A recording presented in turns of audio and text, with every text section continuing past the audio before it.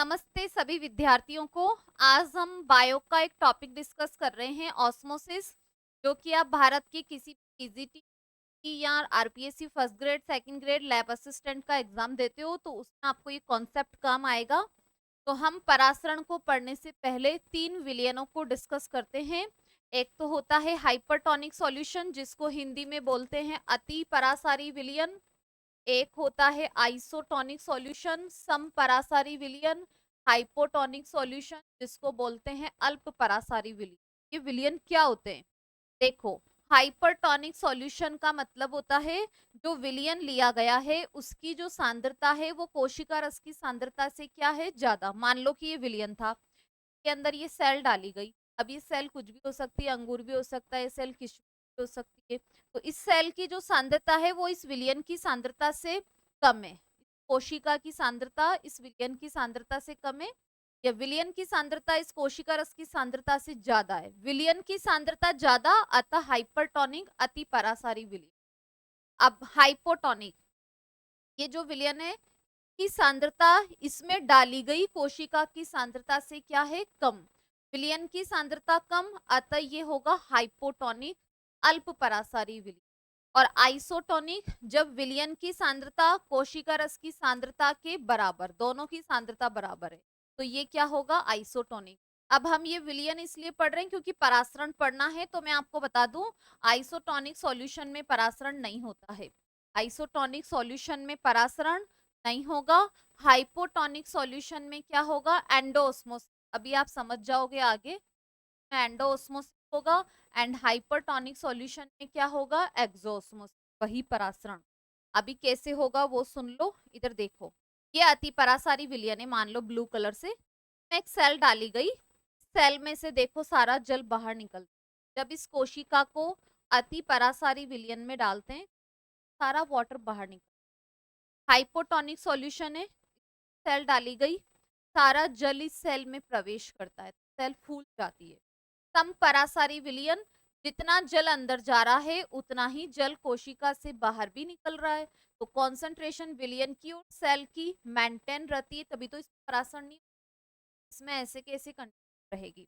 अब पहले आप परासरण की परिभाषा को समझ लो, तो आपको फिर परासरण की टाइप बताऊंगी कि कैसे एक्सो होता है, कैसे होता है। पहली बात तो, परासरण की क्रिया केवल द्रवों में होती है, ठोस और गैस में नहीं होता है।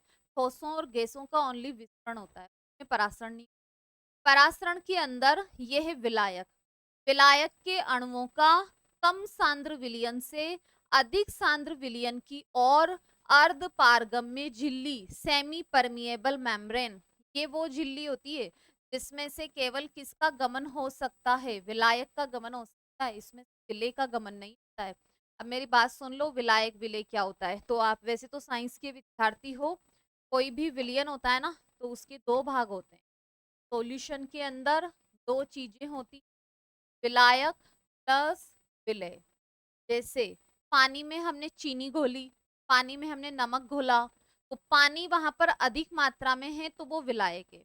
नमक या चीनी तो थोड़ा बहुत ही तो डालोगे, तो जो कम मात्रा में होता है वो विलय होता है। तो विलायक जो कि विलयन में क्या है, अधिक मात्रा में।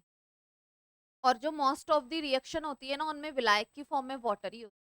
और जो विलय होता है ना, ये विलयन के अंदर कम मात्रा में होता है। तो विलयन बराबर विलायक प्लस विलय।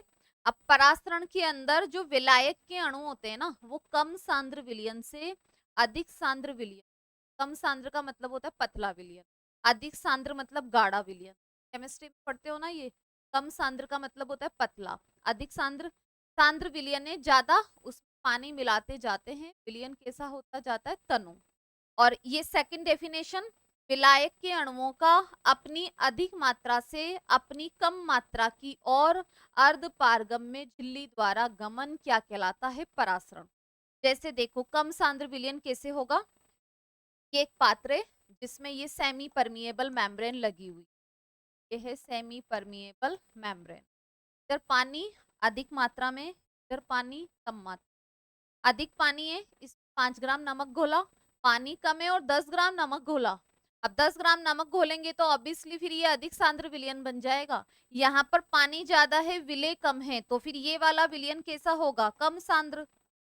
ये बन गया इधर का कम सांद्र और ये वाला बन गया इधर अधिक सांद्र। बस ये हो गया परासरण। ये विलायक के अणु कम सांद्र विलयन से अधिक सांद्र विलयन की ओर अर्ध पारगम्य झिल्ली में होकर के जाएंगे। या फिर ये जो यहाँ पर पानी अधिक है भाई, तो विलायक के अणुओं का अपनी अधिक मात्रा से कम मात्रा की ओर अर्ध पारगम्य झिल्ली द्वारा गमन क्या कहलाता है, परासरण। अब परासरण कितने प्रकार का होता है, तो परासरण 2 प्रकार का होता है। कौन कौन सा, एक तो होता है एक्सोओस्मोसिस और एक कौन सा होता है एंडोओस्मोसिस में बही परासरण, ये होता है अंतःपरासरण। अब देखो है ना, जैसे एक्सोओस्मोसिस में क्या होगा, जो विलयन लेते हैं ना वो अधिक सांद्र होता है। वो मैंने अभी नहीं बताया था आपको, अति हाइपरटोनिक सॉल्यूशन, हाइपरटोनिक सॉल्यूशन। अब ये हाइपरटोनिक सॉल्यूशन है, इसमें कोई भी सेल डाली गई, मान लो कि इसमें चीनी का गाढ़ा घोले, उदाहरण है चीनी का गाढ़ा घोले, इसमें ये डाल दिया अंगूर। अब चीनी का गाढ़ा घोले तो वो अति सांद्र विलयन है, इसमें अंगूर डाला तो जल के अणु कहाँ से गमन करेंगे, इसमें ऐसे। कम सांद्र विलयन से अधिक सांद्र विलयन की और इस सेल अंगूर, इस सांद्रता कम है, विलयन की सांद्रता ज्यादा है, विलायक के अणु कम सांद्र विलयन से अधिक सांद्र विलयन उड़ाएंगे और ये कोशिका उड़ जाएगी। ट्रकन ग्रैम्स, ग्रैप्स, सिकड़े हुए ग्रैप्स सॉल्यूशन है।